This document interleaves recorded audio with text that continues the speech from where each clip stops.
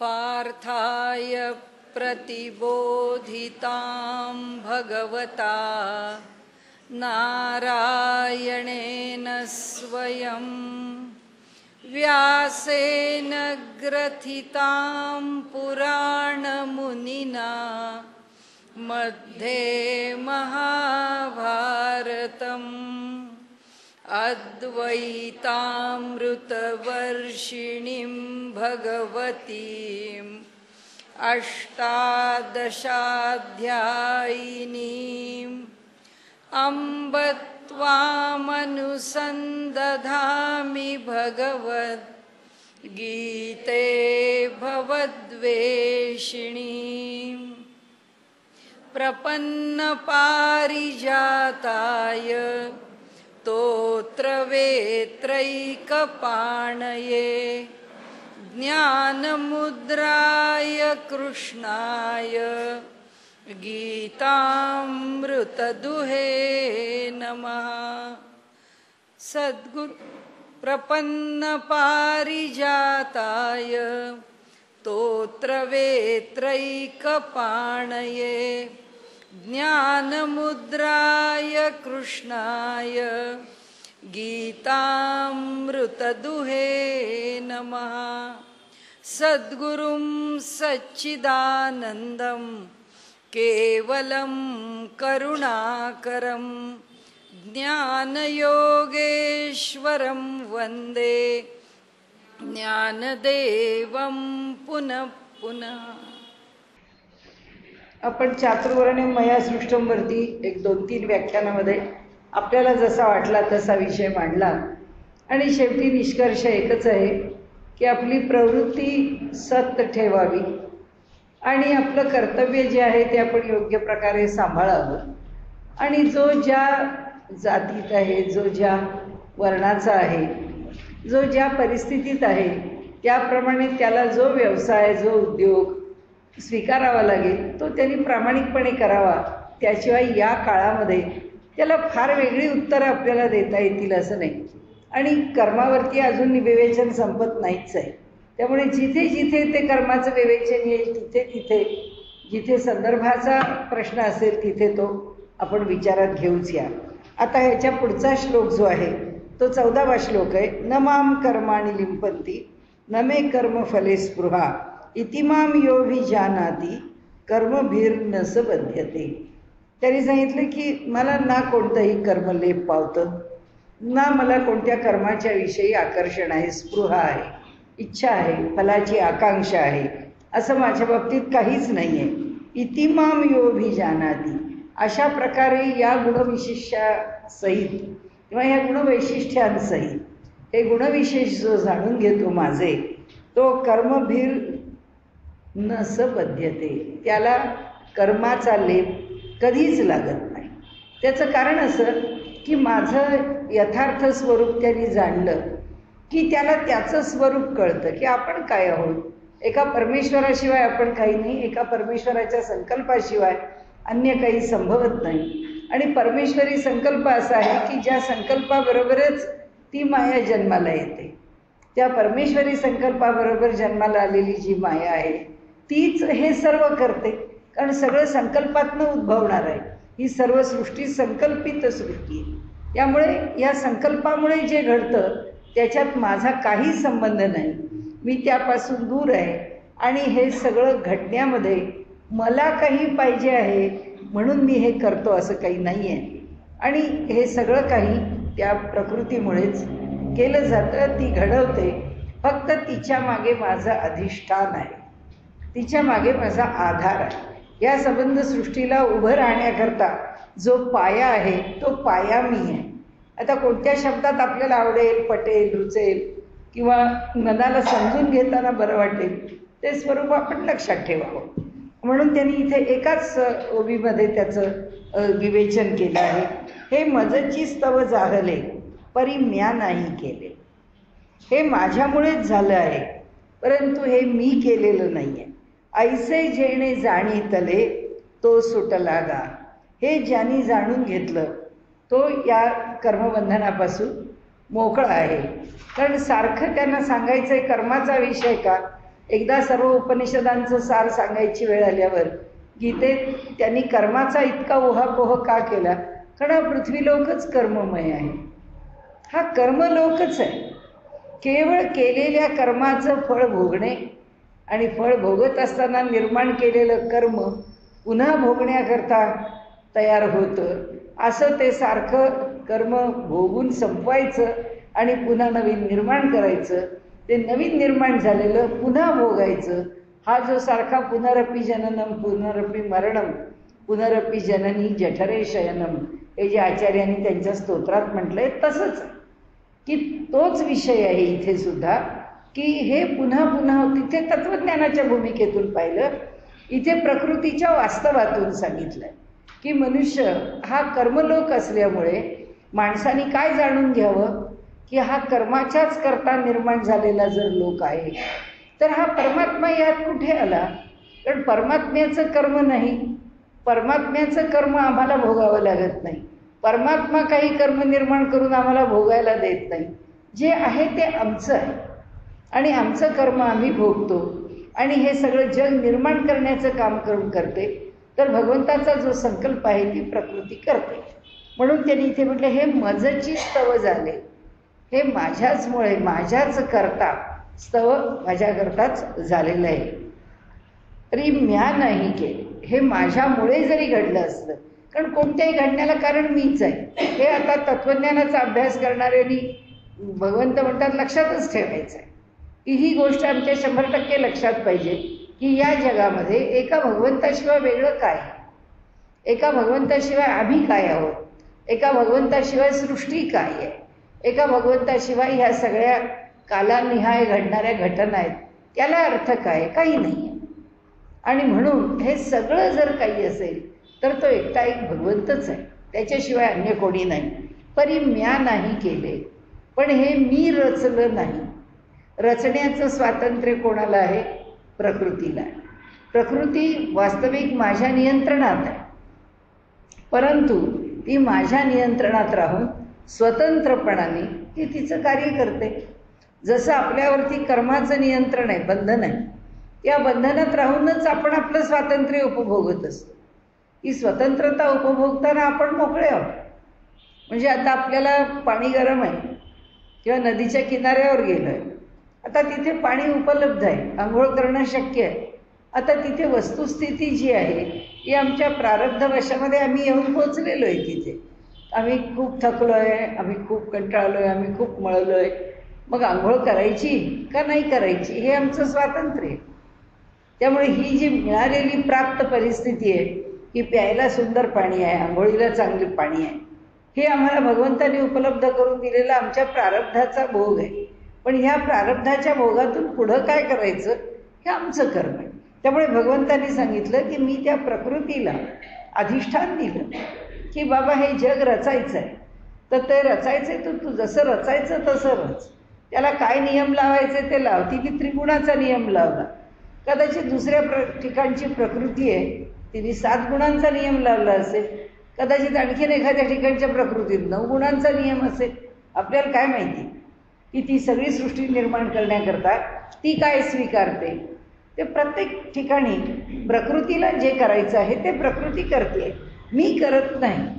हे करण्याचं स्वातंत्र्य प्रकृतीला आहे. नियम बंधनं घातली आहेत ती प्रकृतीने घातली आहेत, भगवंतानी नाही. भगवंतानी फक्त चैतन्य हे अधिष्ठान दिलेलं आहे, त्याच्याशिवाय प्रकृती सगळं पुढचा व्यापार व्यवहार करते. ऐसे जेणे जाणीतले तो सुटला गा. ज्यांनी हे समजलं की ही प्रकृती आहे, अडकवणारी प्रकृती आहे आणि ह्यापासून स्वतंत्र परमात्मा आहे. तसा मी देहवशात प्रारब्धवशात मी ह्या देहामध्ये आहे, पण ह्या देहात असणारा माझा जो जीव आहे तो ह्या देहात जर आसक्त नाही झाला तर तो अलिप्त आहे. तो कोणत्याही क्षणी त्या अंतरात्म्याशी एकरूप होऊन तो ह्या आसक्तीपासून दूर झाला तर अलिप्त होईल. ते म्हणतात हे सहज जाणण्यासारखं आहे. ज्यांनी हे मनापासून जाणलं, नुसतं जाणलं नाही, त्याचा अनुभव घेतला, त्याची अनुभूती घेतली की म्हणाले तो सुटलाच आहे या सर्व परिस्थितीतून. एवं ज्ञात्वा कृतं कर्म पूर्वेरपि मुमुक्षुभिः कुरु कर्म इव तस्मात् त्वं पूर्वैः पूर्वतरम कृतम. आता ह्या ठिकाणी एवं ज्ञात्वा अशा प्रकारे जाणून घेऊन, काय जाणून घेतलं? वरचा सगळा विषय जाणून घेतला. कुठपर्यंत? चातुर्वर्ण्यम मया सृष्टम. ही जी प्रकृती आहे ती भेदभावांनी जी दिसते आहे ती मी निर्माण केली आहे. आणि तो जो त्याच्यामधला भेदभाव आहे तो भेदभाव हा गुण आणि कर्म याच्या विभागणीवरती आहे. कर्माची विभागणी मी केली नाही. कर्म हे त्या जीवानी उत्पन्न केलेलं आहे आणि त्या कर्माच्या गुणवत्तेच्या आधारावरती त्रिगुणांचा विचार करत त्या कर्माचं स्वरूप ठरलेलं आहे. आणि मग ते एकच कर्म आहे प्रत्येकाने केलेलं, पण त्या कर्माच्या मागचा जो भाव आहे, त्या कर्माच्या मागचं हे जे 3 गुणांचं सत्वरजतमांचं जे मिश्रण आहे, त्या मिश्रणावरती त्या कर्माची फल देण्याची जी समर्थता आहे, अभिव्यक्त होण्याचं जे स्वरूप आहे, जे वैविध्य आहे, ते अशा प्रकाराने प्रकट होतं. भगवंत म्हणतात हे सर्व जाणून एवं ज्ञात्वा कृतम कर्म. हे सगळे सत्पुरुष आहेत, ते आपलं कर्म करत राहतात की ते जाणतात कर्माचं स्वरूप काय आहे, कर्म मी कसं फलाला आणतो, किंवा त्या कर्माचं फल काय मिळतं, किंवा कर्म कसं सुखदुःखात्मक प्रकट होतं वगैरे अनेक प्रकारांनी हे सगळं जाणून घेऊन ते कर्म करतात. पूर्वैरपि मुमुक्षुभिः. ज्यांना मोक्षाची इच्छा होती किंवा आहे, आता आपण ते भूतकाळात आहे म्हणून पूर्वैरपि, पूर्वीसुद्धा, पूर्वकालामध्ये सुद्धा ज्या सत्पुरुषांना, ज्या साधकाला मोक्षाची इच्छा आहे किंवा होती, तर त्यांनी हे सगळं जाणूनच आपला मार्ग आखलेला आहे. आपला साधनाच मार्ग किंवा आपला साधनेचा मार्ग त्यांनी जो आखलाय तो कशावरती? माझ्या स्वरूपाचं ज्ञान करून घेऊन. बाकी सगळा फापट पसारा सोडला तरी ह्या सर्व सृष्टीच्या मागे उपस्थित असणारं किंवा अधिष्ठान असणारं, आश्रय असणारं असं एकटं एक ब्रह्मतत्व आहे की ज्या ब्रह्मतत्वानी या जगामध्ये दिलेली जी विविधता आहे ती विविधता आम्हाला अनुभवाला येते. आणि म्हणून याच्यावरती दृढ श्रद्धा ठेवून, मलाच देवाने दुःख का दिलं, देवाला काही माझं बरं बघवलं नाही, अरे देवाला काय करायचं, तुझं बरं वाईट करून देवाला काय करायचं, देवाला यातलं काही करायचं नाही. देव जे करतो आहे ते तुझ्या कर्माचा, तू जो व्यवहार केला आहेस त्या व्यवहाराचा तुझ्या कर्माचा त्रिगुणांशी काय संबंध आहे याच पातळीवरती तो देतो. आणि त्यामुळे ह्या सगळ्याची जाण त्या सत्पुरुषांच्या अंतःकरणामध्ये पूर्णपणे आहे. आणि त्या पूर्ण ज्ञानाने, त्या यथार्थ ज्ञानाने ते आपलं कर्म करत राहतात. आणि तसं ते म्हणतात पूर्वैरपि मुमुक्षुभिः कृतम कर्म. पूर्वीच्या काळामध्ये मोक्षाची इच्छा करणाऱ्या पुरुषांनी सुद्धा असंच कर्म केलं आहे. तर कुरु कर्म इव तस्मात्वम. तर तू सुद्धा तसंच कर्म कर जे आज परंपरागत त्या लोकांनी जे करून, जे साधन करून, जो मार्ग अवलंबून किंवा ज्यांना अनुसरून त्यांनी आपलं जीवन चालवलं, त्याच पद्धतीने तूही तुझ्या जीवनामध्ये अनुसरण कर. कुरु कर्मैव तस्मात्वम पूर्वैः पूर्वतरम कृतम. पूर्वीच्या काळी ह्या पूर्वसुरींनी, या श्रेष्ठ पुरुषांनी ज्या प्रकारचं कर्म केलं त्याच प्रकारचं कर्म तूही कर. अर्जुना, ते काही आउटडेटेड नाही आहे. या काळाचं कर्म काही वेगळं आहे आणि त्या काळाचं कर्म आहे ते आज काही उपयोगाचं नाही, असं नाही. की जी कर्माच्या मागची भूमिका, सिद्धांत किंवा तत्वज्ञान सांगितलेलं आहे ते तत्वज्ञान शाश्वत आहे. आणि म्हणून कर्माचे सिद्धांत जे आहेत ते सगळे सिद्धांत शाश्वत आहेत. म्हणून त्या काळात जे घडलं, त्या काळात जे करावंसं वाटलं, त्या काळात जे त्यांना जाणवलं आणि त्या काळाला जे योग्य आहे असं ठरलं तेच या काळाला योग्य आहे. कोणत्याही काळाला निसर्गाचे नियम बदलत नाहीत.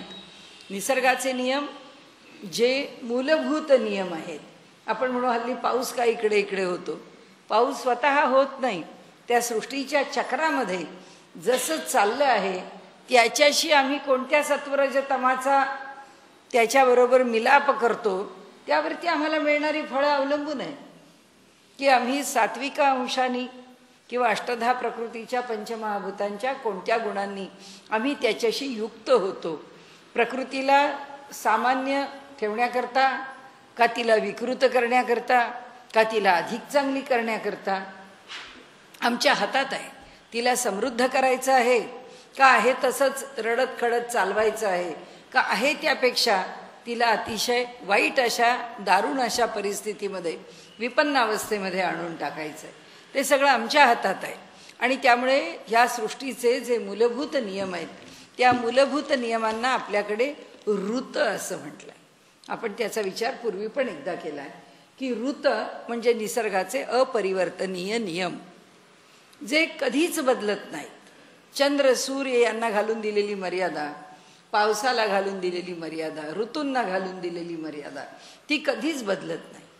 ऋतू त्यांचं कार्य त्या पद्धतीने करत राहतात. आम्ही त्या कार्यामध्ये आणलेल्या अडथळ्याचा परिणाम आम्ही भोगतो.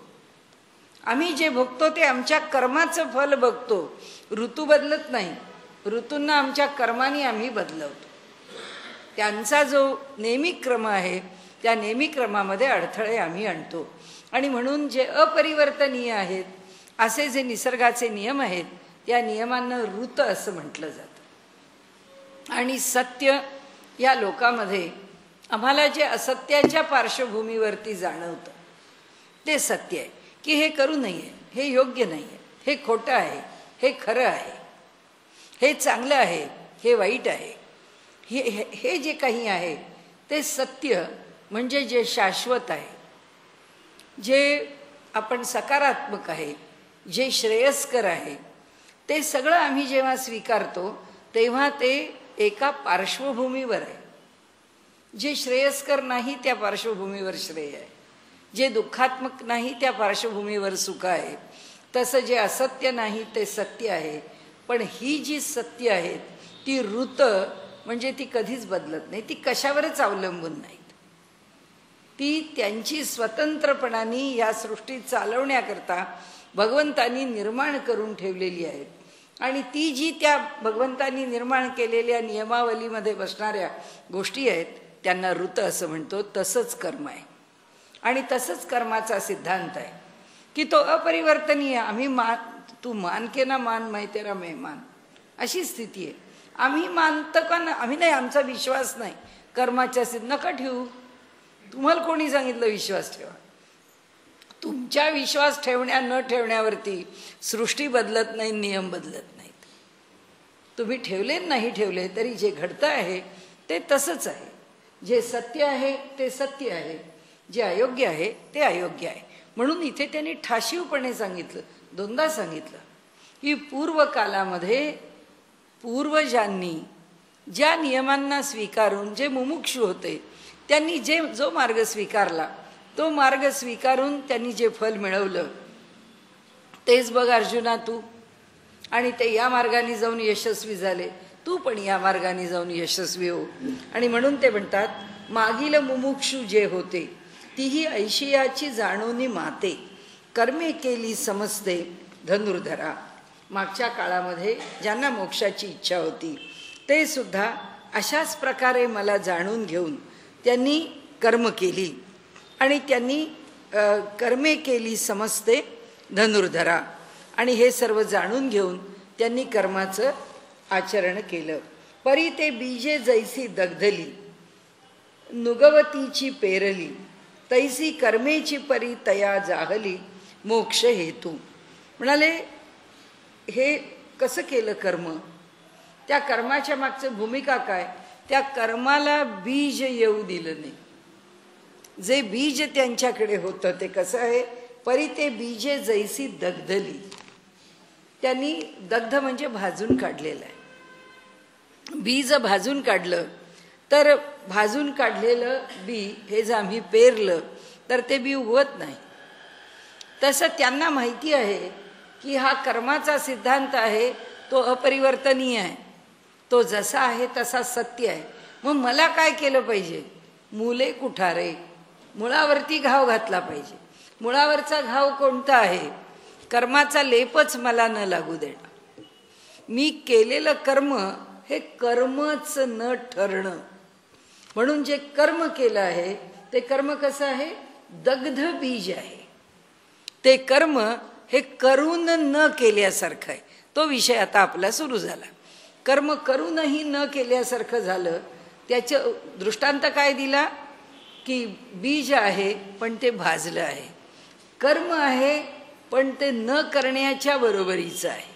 केलेलं कर्म आहे पण न केल्याच्या बरोबरीचं आहे. नुगवतीची पेरली, जी उगवतच नाहीत, पेरिली नुगवतीची, ही अशी दग्ध बीज पेरली, त्याचा काय परिणाम झाला? नुगवतीची, ती उगवतच नाही. तैशी कर्मेची परी तया जाहली मोक्ष हेतू, ती मोक्षाला कारण झाली. हेतू म्हणजे कारण. ती मोक्षाला कारण झाली. कोणती? अशीच जी कर्म केली ती, जी कर्म त्यांनी अशीच केली की ती कर्म मोक्षाला कारण झाली. एथ आणि काही एक अर्जुना, हे कर्म कर्माची विवंचना, म्हणजे कर्माकर्माची, कर्म अकर्माची विवंचना. विवंचना विचार, त्याच्यावरती मंथन, मीमांसा, चिंतन, त्याच्यावरती केलेली उलटसुलट चर्चा, जी काही किंवा आपल्या अंतःकरणातलं चिंतन, ही कर्म आणि अकर्माची विवंचना जी आहे त्याच्याविषयीचा केलेला मनामध्ये सातत्याने उहापोह जो आहे तो आपुलिये चाडे सज्ञाना योग्य नव्हे. अहो म्हणाले, जगामध्ये कितीही मोठे विद्वान असले तरीसुद्धा ते काही कर्माचा उहापोह दुसऱ्याला सांगू शकत नाही. एखादा प्रवचन करायला बसला की समोरचा माणूस येतो, तो म्हणतो, अहो बाई, हे आता आपल्या घरी असं झालं, मग आता आपण काय करावं? हे करणं आपण बरोबर आहे का बरोबर नाही आहे? याला काय कळतंय? प्रवचन करायला बसला म्हणून त्याला काही धर्मशास्त्र कळलेलं नाही आहे. तो प्रवचनाला बसला म्हणून त्याला काही कर्मशास्त्र कळलेलं नाही. कर्माच्या मागे दोष, कर्माच्या मागचे गुण, कर्माच्या मागचा त्या दोषांचा परिहार करण्याचा योजना ज्या कर्माची करावी असा भाग त्याला माहिती आहे का? जो योजनेचा भाग आहे तो पश्चात्ताप आहे. आणि तो पश्चात्ताप कसा आहे? तो प्रायश्चित्त कर्माच्या रूपाने प्रकट झालेला आहे. योग्य कर्म कर्म आहे, अकर्म अयोग्य कर्म आहे. न केलेलं, इथे त्यांनी कर्माकर्माची विवंचना, काय करावं आणि काय करू नये याचा निर्णय कोणी व्यक्ती घेऊ शकत नाही. म्हणून गीताकारांनी 16व्या अध्यायात आम्हाला सांगितलं, तस्मात् शास्त्रम प्रमाणम ते कार्याकार्य व्यवस्थितो, कार्य आणि अकार्य यांचा निर्णय शास्त्र करतं. आणि आपल्याला मागच्या अध्यायामध्ये काय सांगितलं? जे सांगे वडिलांची कीर्ती, ते ज्या मार्गाने जातात, मोठी माणसं, महाजनो येन गता सपंथा, की ज्यावेळी शास्त्र आम्हाला त्याचा उलगडा करू शकत नाही त्यावेळी मोठी माणसं काय करतात, त्यावेळी श्रेष्ठ माणसं काय करतात, याचेच दाखले घेतले जातात. आणि मग त्या दाखल्यांनी कर्माकर्माची त्या ठिकाणी निश्चिंतता आणि निश्चितता प्राप्त होते. निश्चिंतपणे हे कर्म करावं आणि निश्चितपणे हेच कर्म करावं, दोन्ही मिळतं. पण हे कुणाला? हे फार अधिकारी असावं लागतं. सामान्य शास्त्र जाणणारा 10 वेळा 5 वेळा 25 वेळा धर्मशास्त्र किंवा धर्मसिंधू, निर्णय सिंधू वाचणारा सांगू शकत नाही. त्यांनी सांगितलं, अहो भले भले पंडितसुद्धा कर्म अकर्माची मीमांसा करू शकत नाहीत. माऊलींनी आम्हाला निर्णय दिला की कुणीतरी कुणाला तरी विचारलं आणि त्या व्यक्तीने एकदा हो सांगितलं की समोरच्या माणसाचं बरं झालं, की त्याचं समाधान झालं. त्याच्या बाजूनी 100% बरोबर आहे की तो म्हणतो, चला या माणसाला माझ्यापेक्षा अधिक कळतं ना, हा मनुष्य माझ्या पुढे 1 तास तरी आहे की नाही. कारण प्रवचनाला येण्याच्या आधी त्याला काय बोलायचं हे त्यांनी काहीतरी विचार केलेला आहे. पण प्रवचनाच्या आधी मला हा काय बोलणार आहे की अंतर्ज्ञानाने कळलेलं नाही. म्हणजे हा 2 तास तासभर आधी तरी माझ्यापेक्षा विषयात पुढे, माझ्यापेक्षा बरा आहे, ही त्याची धारणा आहे. म्हणून तो त्याला विचारायला येतो. पण त्याला विचारायला आल्यावर यालाच वाटलं की वा वा, एवढे लोक मला विचारतात म्हणजे बहुतेक मी ज्ञानीच असला पाहिजे. आणि मग ह्याला जे वाटतं तो निर्णय जर तो दुसऱ्याला देऊ लागला, माऊली इथे सांगते हा अधिकार कोणाला नाही. हा निर्णय असा कोणी आपल्या पातळीवरती करू नये. आपण विषय चर्चेला ठेवावा. आपण समाजामध्ये 4 माणसं, मोठी माणसं ज्या गोष्टीची चर्चा करतात त्या गोष्टीचा विषय त्यांना माहीत नसेल तर त्यांच्या अधिक नजरेस आणून द्यावा किंवा त्यांच्या पुढे ठेवावा, पण निर्णय नाही. म्हणून माऊली म्हणतात हे कर्माची विवंचना आपुलिये चाडे सज्ञाना. उत्तम ज्ञानी पंडित आहे योग्य नव्हे. त्याला काय करता येत नाही. इथं आणखी एक अर्जुना म्हणून सांगितलंय. म्हणजे अर्जुना इथं आणखी एक गोष्ट पूर्णपणे लक्षात ठेव की या ठिकाणी कुणालाही असं वाटलं म्हणून कुठला तरी निर्णय घेतला असं होऊ शकत नाही. म्हणजे किम कर्मेती कवयोप्यत्र मोहिताः तत्र ते कर्म प्रवक्ष्यामि यश ज्ञात्वा मोक्षसे शुभात. म्हणजे किम कर्म म्हणजे काय, कर्म कशाला म्हणतात. किम कर्मेती की म्हणाले अकर्म म्हणजे काय, त्या अकर्म कशाला म्हणतात. कवयोप्यत्र मोहिताः ज्ञानी लोक सुद्धा मोहित होतात म्हणजे फसगत होते. त्यांना सुद्धा त्याचा निश्चित निर्णय करता येत नाही की अरे आपल्या मनाला असं वाटलं पण नाही असं नाही आहे असं त्यांना योग्य वेळी जाणवतं. तत्ते कर्म प्रवक्ष्यामि. मग ते कर्म काय आहे, कर्म काय आहे, अकर्म काय आहे. म्हणाले मी तुला आता ते सांगतो. यश ज्ञात्वा जे जाणण्याने मोक्षसे अशुभात. ज्याच्यामुळे अशुभ गोष्टीपासून, अयोग्य वर्तनापासून, गैरव्यवहारापासून, निषिद्ध कर्मापासून मनुष्य दूर जाईल. तिथपर्यंत तो पोचणार नाही. त्याचं कारण असं की तुला कळेल की शुभ कर्म काय आहे ते. कर्म म्हणजे ते कवणं. कर्म कशाला म्हणतात. अथवा अकर्म काय लक्षणं, अकर्माची लक्षणं काय आहेत. ऐसे विचारता विचक्षण गुंफोनी ठेले. म्हणाले असं जेव्हा विचक्षण म्हणजे विचारवंतांना, थिंकर्स, थिंक टँक्स सगळे लोक सांगतात. आपण म्हटलं हो या अमुक एक पक्षामध्ये असा कसा निर्णय घेतला हो लोकांनी, कोण आहे त्यांच्याकडे या सगळ्या गोष्टींचा सल्ला देणारे. तर विचारा तोच मनुष्य आपल्या समोर असतो. तो म्हणतो अहो या पार्टीचे थिंक टँक्स आम्हीच आहोत. मग त्या टाक्या रिकाम्या कशा करतात, त्या टाकीत काही कसं भरलं नाही. ते इथे म्हणतात की हा असा जो स्वतःला विचक्षण म्हणणारा आहे तो घोटाळ्यात पडतो. त्या ठिकाणी गुंफोनी ठेले. जैसे का कुडे नाणे. खोटं नाणं पण इतकं बेमालूम आहे. आता आपल्याला मध्ये मध्ये डिक्लेअर करावं लागतं ना की 500 रुपयाच्या नोटा चलनामध्ये खोट्या आलेल्या आहेत. नोट घेताना तपासून बघा आणि त्याची खूण काय आहे ती सुद्धा आपल्याला सांगितलेली आहे. मग आपण ती बघतो, आपल्याला किती कळते. इथे माऊली सांगतात कुडं नाणं आहे, खोटं नाणं आहे, खऱ्याचेनी सारखेपणे, खऱ्यासारखं दिसतं. मग आपण म्हणतो तो वॉटरमार्क नाही पाहिला तुम्ही. आपण म्हणतो नाही मी वॉटरमार्क पाहिला होता, मला तो बरोबर दिसला. दुसरं सांगतो ती मधली पट्टी आहे ना त्या पट्टीमध्ये फरक असतो. खोट्या नोटेची पट्टी वेगळी असते, खऱ्या नोटेच्या पट्टीचं चमक वेगळी दिसते. सगळं शेवटी काय आहे आपल्याला काहीच फार कळत नाही, पण आपण आपलं काहीतरी परीक्षा म्हणून करतो. पण इथे ते म्हणतात खऱ्याचेनी सारखेपणे डोळ्याचेही देखणे. जो खरा परीक्षण करणार आहे, ज्याला बरोबर खरी नोट कळते, ज्याला बरोबर खरं नाणं कळतं, असा जो मनुष्य आहे संशयी घाली. त्याला सुद्धा संशयात पडावं लागतं, इतकं बेमालूम खोटं नाणं तयार केलेलं असतं. ते म्हणाले जो खरा विचारवंत आहे, जो खरा परीक्षक आहे, जो खरा जाणकार आहे, जो खरा मर्मज्ञ आहे, त्याला सुद्धा कळत नाही. तुमची आमची काय गोष्ट आहे म्हणाले. तैसे नैष्कर्म्यतेची निभ्रमे. आता नैष्कर्म्य हा विषय आता आपल्याला पुढे येणार आहे. मी कर्म करून सुद्धा कर्म न करता राहणं, कर्म करून सुद्धा कर्माचा लेप मला न लागणं, कर्म करून सुद्धा कर्माचा संग माझ्या ठिकाणी न शिल्लक राहणं. कारण 2 गोष्टी आहेत, कर्माचा संकल्प आणि कर्माचं फळ, कर्माची आसक्ती. ह्याच्यामध्ये तर आम्ही अडकतो. त्या कर्माच्या फळाची आसक्ती आहे.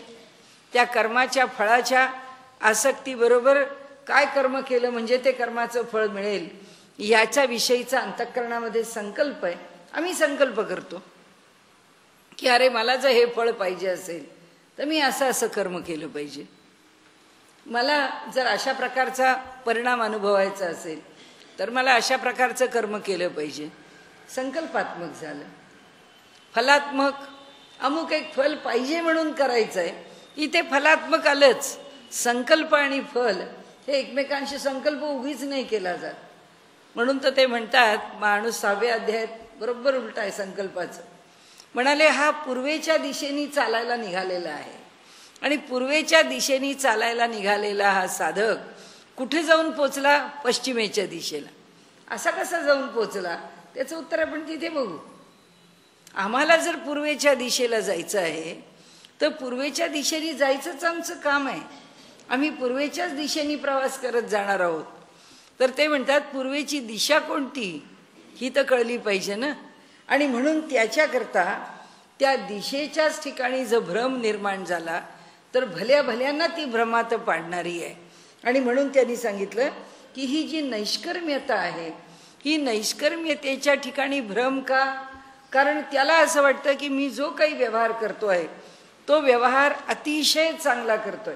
काही माणसांचं असं असतं की त्यांना काही एखादी गोष्ट मनाप्रमाणे घडली, एखादी घटना किंवा आपल्या आयुष्यात इतकं मोठं यश मिळणार नाही असं असताना सुद्धा पुष्कळ एक चांगलं यश मिळालं त्या मनुष्याला असं वाटतं की बस आई तुझा आशीर्वाद, वडिलांची पुण्याई, हे सगळं त्याच्या डोळ्यापुढे ते सगळं चित्र ते सगळं होतं.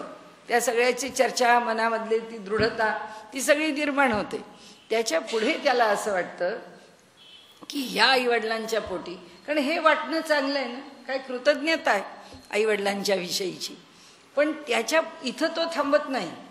त्याच्या मनामध्ये असं येतं की मी जो आहे तो मी ह्या घरामध्ये बाकीच्या कुणाला अध्यात्माचं काही असो की नसो पण मला अध्यात्माच्या विषयी फार रस आहे आणि माझ्या अंतःकरणामधला जो भाव आहे तो फार शुद्ध आहे.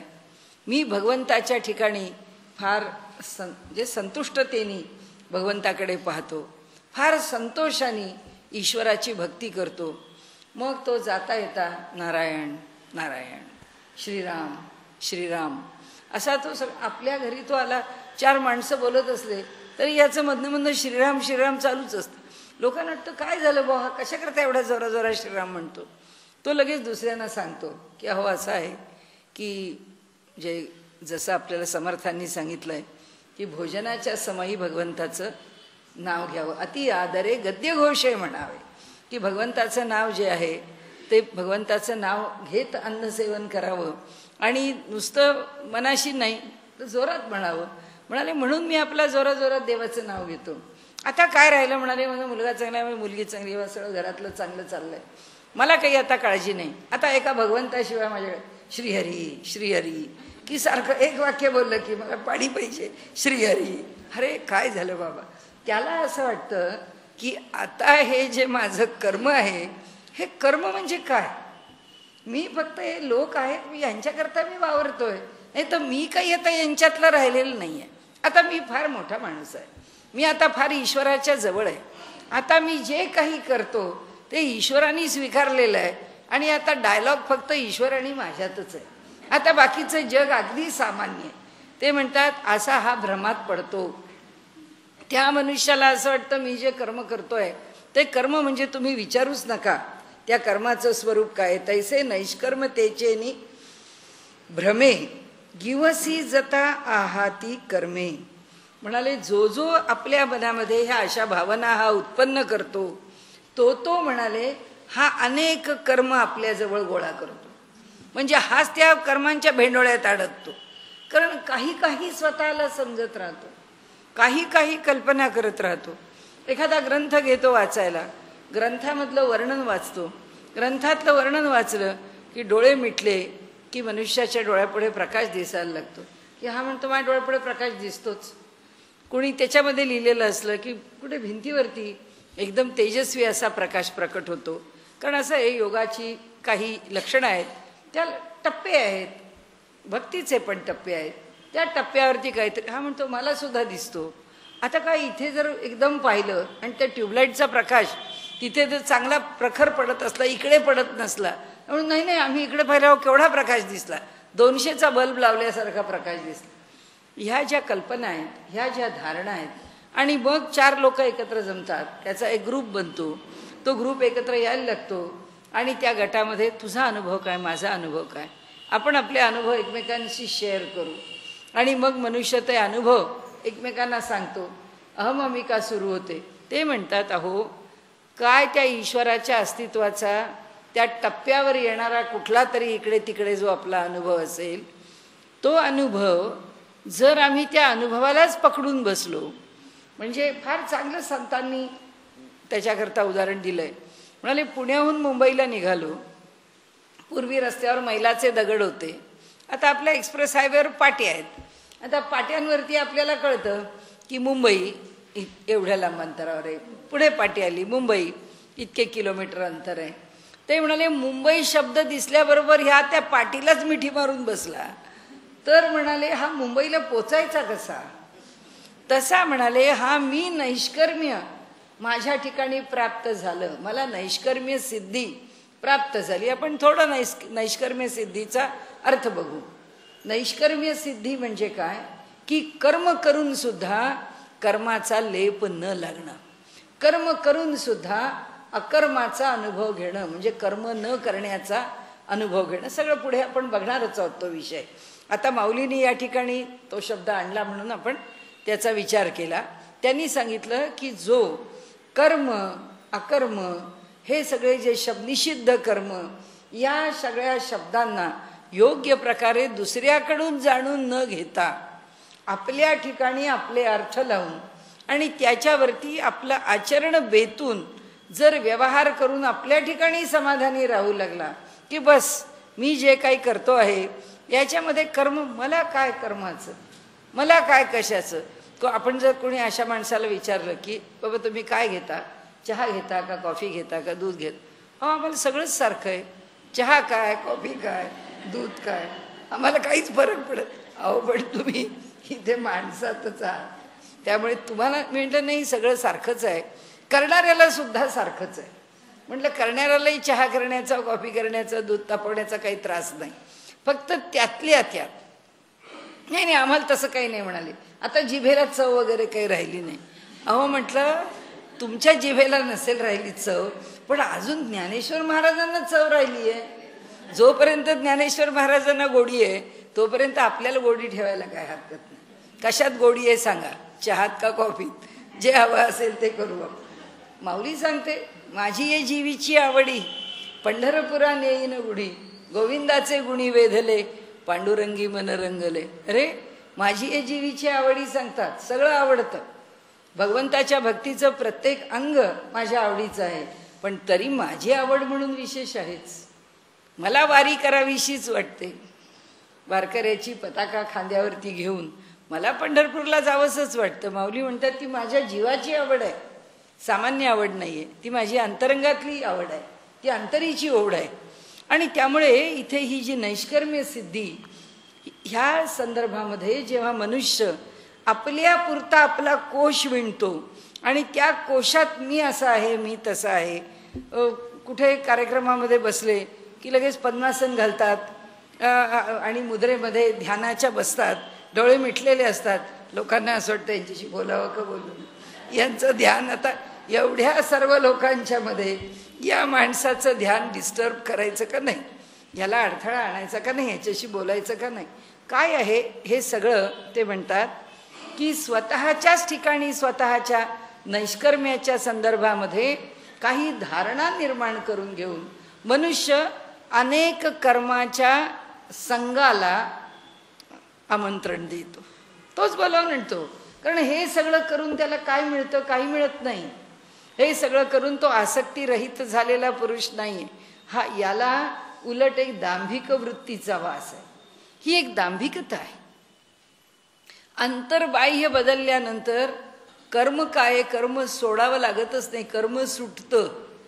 ह्या जे 10 वेळा सांगतो माझं हे मी सोडलं, मी ते सोडलं, आता काही नाही, आम्हाला त्याचं काही वाटत नाही.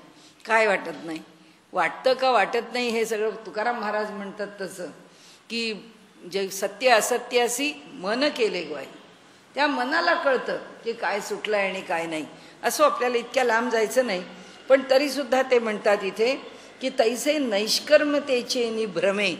आपल्या ठिकाणी केलेलं कर्म आपल्याला लेप पावत नाही, कारण आपण असे आहोत, आपण तसे आहोत, आपण गुरु महाराजांचं नाव घेऊन कर्म करतो, मंत्राचं नाव घेऊन कर्म करतो, अमुक पद्धतीने कर्म करतो, सतत दिवसभर देवाचं नाव घेतो, हातातली माळ आपण सोडत नाही,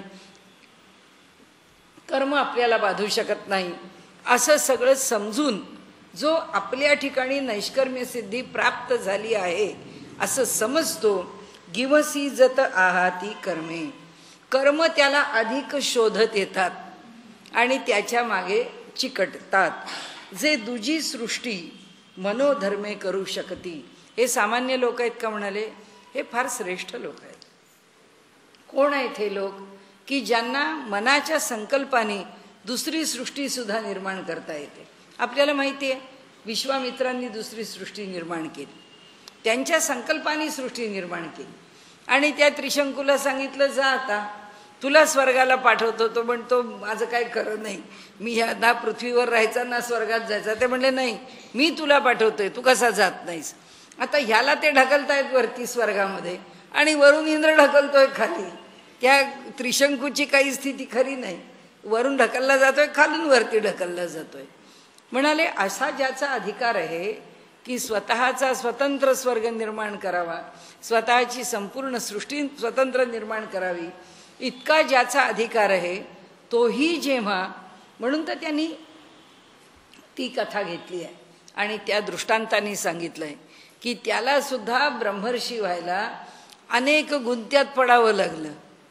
तो सुद्धा प्रत्येक वेळी क्रोधानिका होईना वश झाला आणि कधी मोहानिका होईना वश झाला. ते म्हणाले कोण सांगतं ह्याच्या ठिकाणी नैष्कर्म्य प्राप्त झालंय? म्हणाले याच्या ठिकाणी नैष्कर्म्य नाही प्राप्त होत, उलट नसते दोष अंगा येती. तुकाराम महाराजांनी म्हटलंय की नाही ते दोष पाठीमागे लागतात. तर इथे वाचूनी मूर्खाची गोठी कायसी. अहो मूर्ख माणसाची गोष्ट काय सांगता म्हणाले. एथ मोहलेगा क्रांतदर्शी. इथे ऋषीमुनी सुद्धा मोहित झालेले आहेत की कर्माला मोहित कोण नाही झालं. म्हणाले ऋषीमुनींची गोष्ट सांगतो तुम्हाला, म्हणून तू आता वेड्या माणसाचा विषय सोडून दे, पण भले भले शहाणे भले भले क्रांतदर्शी ऋषी सुद्धा यांनी फसले गेले. म्हणून आता तेची परियेसी. म्हणून आता मी तुला तेच सांगतो की कर्माचं स्वरूप काय आहे तुला कळलं पाहिजे. कर्म म्हणजे काय, अकर्म म्हणजे काय, विकर्म म्हणजे काय, निषिद्ध कर्म म्हणजे काय, नैष्कर्म्य म्हणजे काय. म्हणाले हे सगळं तुला जेव्हा कळेल ना तेव्हा तुला नेमकं आचरण कसं करावं ते कळेल. सांगेन तुझं परियेसी, ऐक ते मी तुला सांगतो. आणि म्हणून म्हणाले कर्म अकर्माचा विवेक आता तुला शिकवतो. कर्मणो ह्यपि बोद्धव्यम बोद्धव्यम च विकर्मणः अकर्मणश्च बोद्धव्यम गहना कर्मणो गतिः. कर्माची गती मोठी गहन आहे आणि त्यामुळे काय काय समजून घे. कर्मणो ह्यपि बोद्धव्यम, कर्म जाणून घे. बोद्धव्यम च विकर्मणः, विकर्म जाणून घे. अकर्मणश्च बोद्धव्यम, अकर्म कशाला म्हटलं आहे ते जाणून घे. बोद्धव्यम गहना कर्मणो गतिः अकर्मणश्च बोद्धव्यम गहना कर्मणो गतिः. कर्माची गती गहन आहे म्हणून ते सांगतात की आता तरी कर्म म्हणजे स्वभावे जेणे विश्वाकारू संभवे ते सम्यक आधी जाणावे लागे येथ. म्हणाले कर्माची व्याख्या केली. माऊलींनी आम्हाला व्याख्या सांगितली की कर्म म्हणजे काय. तुम्हाला मूलभूत कर्माची व्याख्या सांगतो. म्हणाले मुळात कर्म काय आहे ते सांगतो. तर म्हणाले मुळात काय कर्म म्हणजे आहे. स्वाभाविक, स्वभावतः ज्याच्यामुळे हे ब्रह्मांड जन्माला येतं त्याला कर्म असं म्हटलं जातं.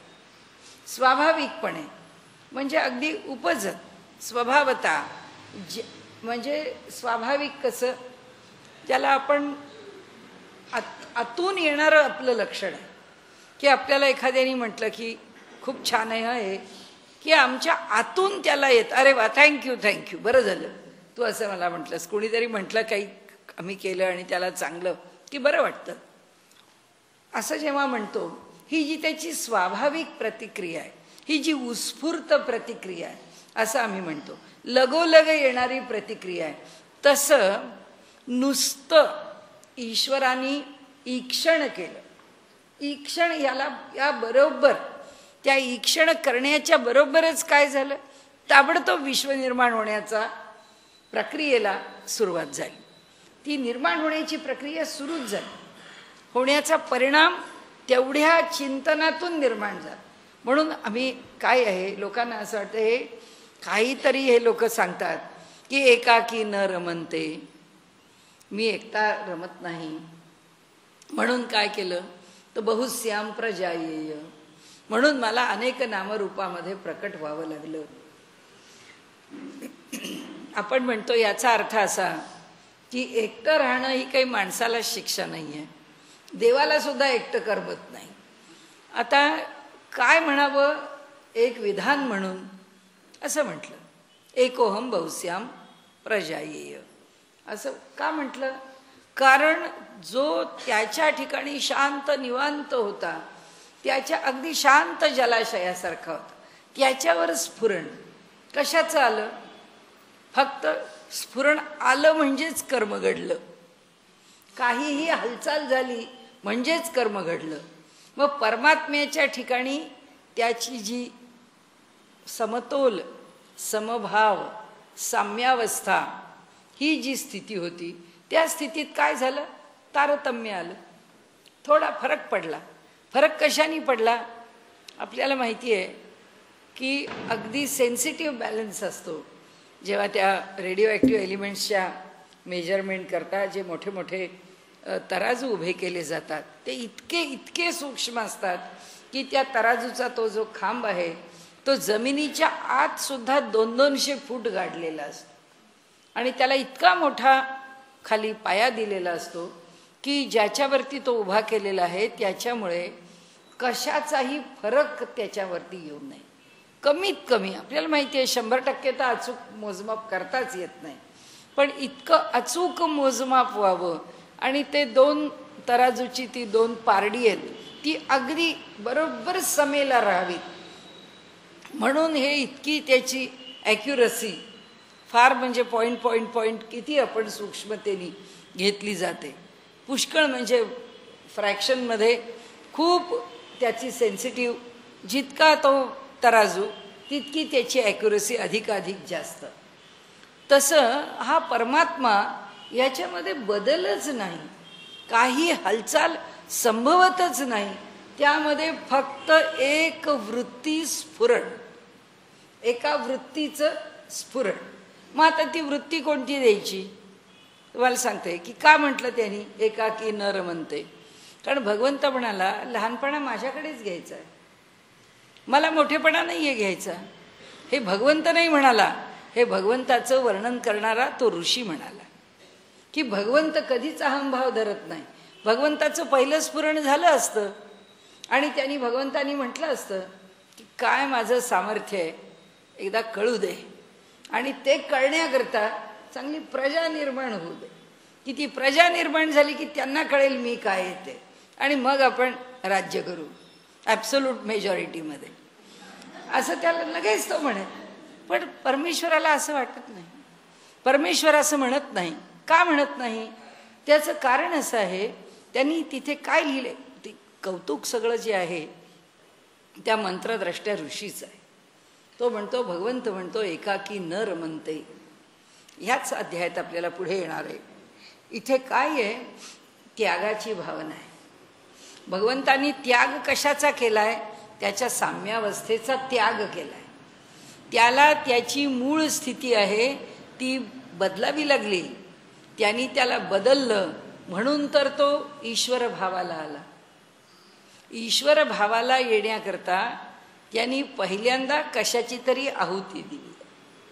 ती जी आहुती आहे ती सहयज्ञ प्रजा सृष्टवा, यज्ञाच्या सहित प्रजा निर्माण झाली आहे. काय यज्ञ आहे, माझ्या मीपणाची आहुती टाकण्याचा यज्ञ आहे. ती कुठे त्याच्या पोटामध्ये एका कोपऱ्यात होईल, पण परमेश्वरांनी ती ॲक्टिव्हिटी सुरू करून दिली की नाही, ती हालचाल सुरू करून दिली की नाही, ते कर्म सुरू करून दिलं की नाही. म्हणजे आत्ता आपल्याला कुठल्या मुद्द्यापाशी यायचं आहे?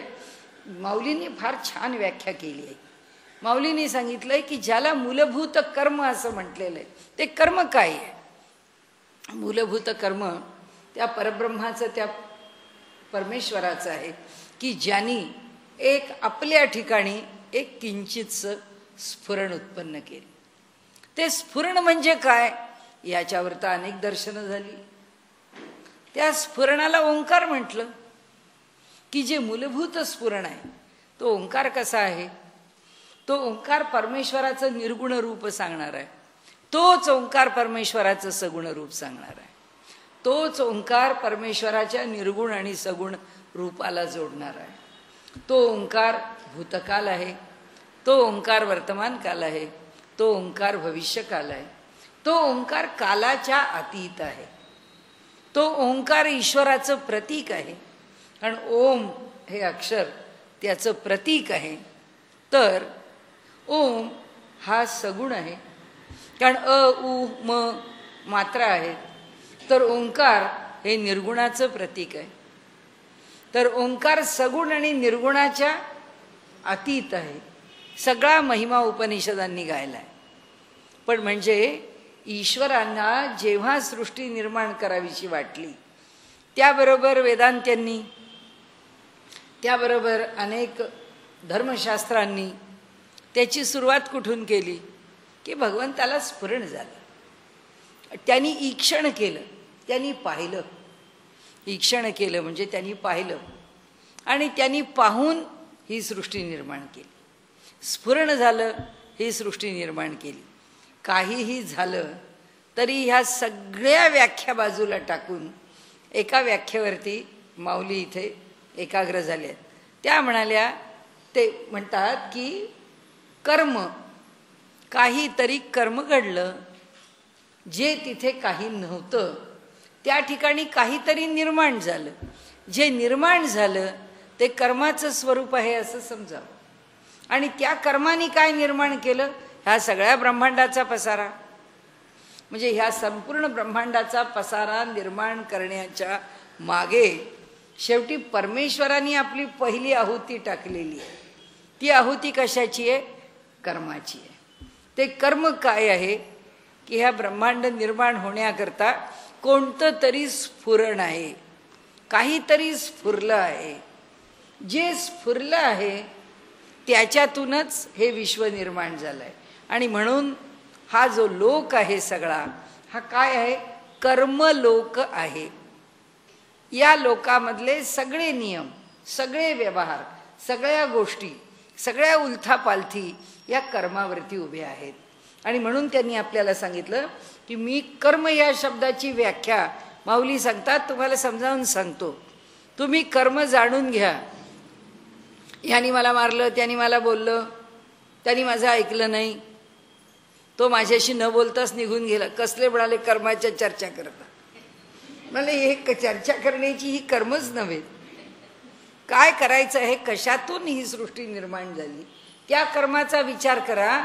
म्हणजे तुमच्या प्रत्येक कर्मातून काय निर्माण होणार आहे त्याचा तुम्हाला अंदाज येईल. हे जी सगळी तळमळ चालली आहे ना माऊलींची, ती त्याच्याकरता आहे.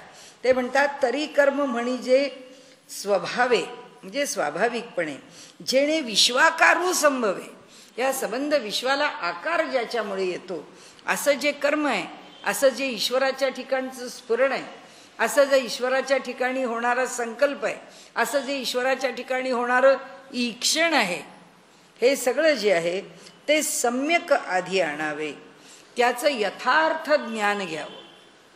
प्रत्येक सृष्टी उत्पत्तीची कथा वाचावी. त्या कथेत असं का म्हटलं आहे ते पाहावं. त्या कथेवरून मुळात काय निर्माण झालं असेल हे प्रत्येक एकमेकांच्या पेक्षा वेगळं आहे की लगेच एखादा परकीय शास्त्रज्ञ, त्याला आमच्याकडच्या एखाद्या शास्त्रज्ञांनी जर शिकवलेलं असेल तर तो त्याचं भाषांतर ऐकतो आणि ऐकल्यावरती तो म्हणतो, अरे यांच्या तत्वज्ञानामध्ये सृष्टी उत्पत्तीच्या विषयी काही मेळ नाही. कारण ह्यांच्या एका उपनिषदामध्ये सृष्टी अजा हे सांगितलंय, ती प्रकृतीपासून निर्माण झाली.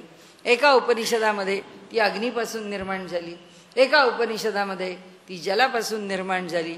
एका उपनिषदामध्ये रई आणि प्राण यांच्यापासून निर्माण झाली. अरे म्हणाले, हा काय आहे? एक म्हणतो आदिनारायण आहे, तो क्षीरसागरामध्ये राहतो आणि तो शेषावरती शयन करतो आणि त्या क्षीरसागरामध्ये केवढे तरी भोपळे टाकून दिलेले असतात. ती सगळी ब्रह्मांड आहेत, ती सगळी ब्रह्मांड पक्व होण्याकरता टाकून दिलेली आहेत. तो अनंत कोटी ब्रह्मांडांचा नायक आहे. त्या सागरामध्ये कोट्यावधी अशी ब्रह्मांड भोपळ्यासारखी तरंगत आहेत आणि पडलेली आहेत. आता भगवंताला असं वाटलं की चला बराच काळ झाला याला, आता याला कालानी पक्व करा. कालानी पक्व करा म्हटल्याबरोबर लगेच ते ब्रह्मांड आलं की तो त्याची उत्पत्ती सुरू झाली त्या ब्रह्मांडाची.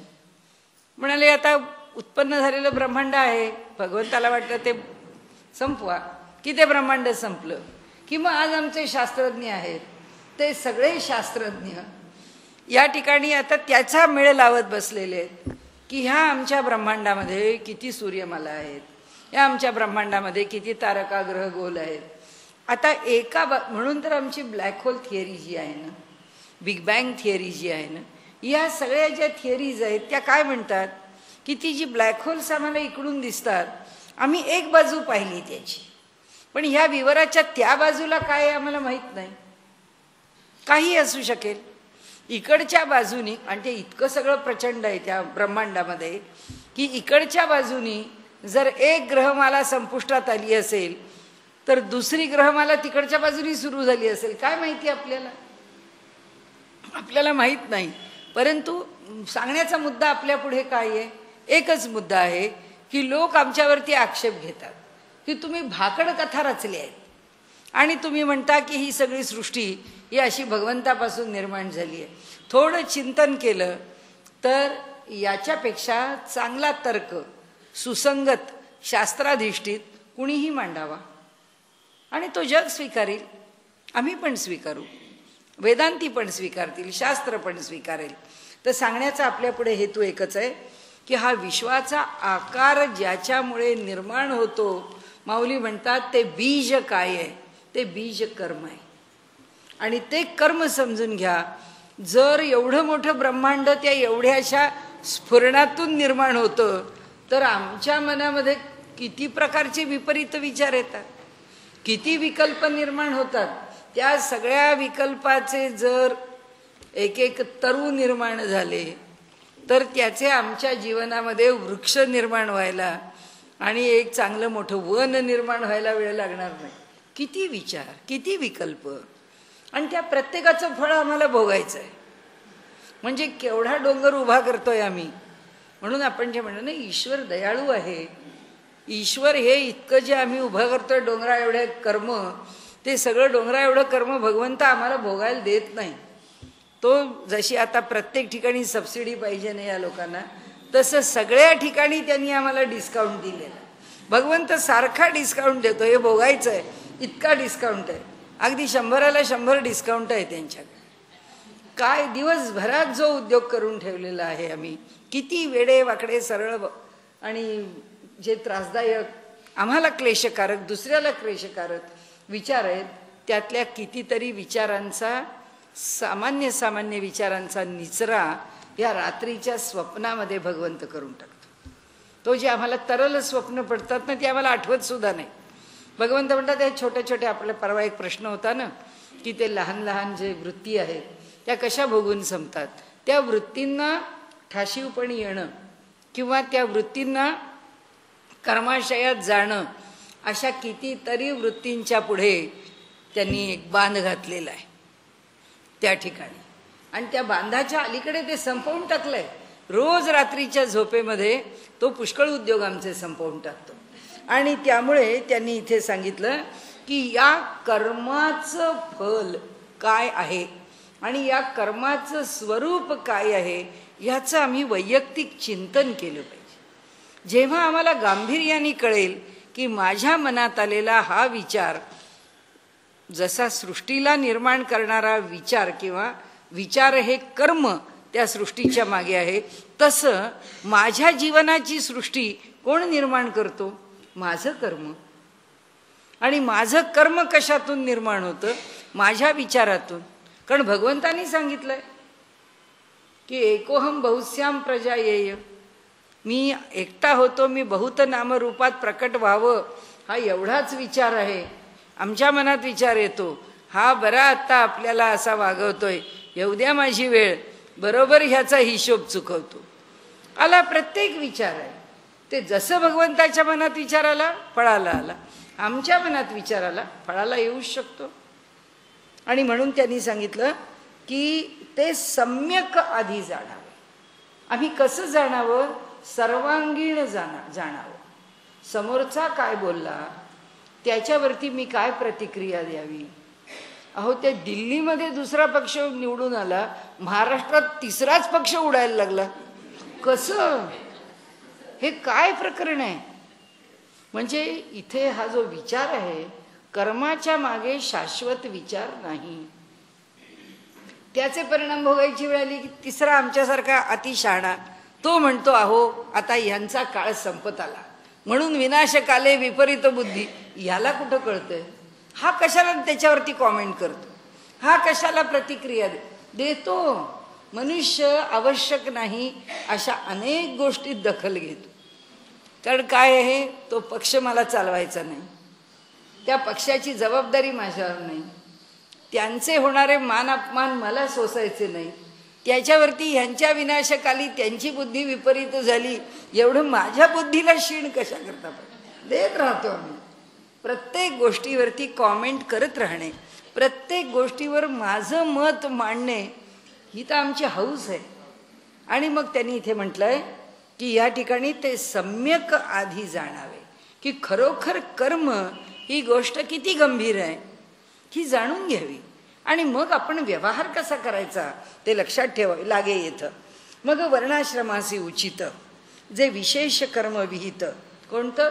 विकर्मणः, विशेष कर्म. की ते कसं आहे? वर्णाश्रमाला उचित असणारं कर्म आहे.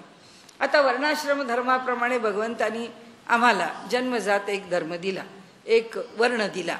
समजा मला ब्राह्मण वर्ण दिलेला आहे. आता या ब्राह्मण वर्णाची वैशिष्ट्य काय?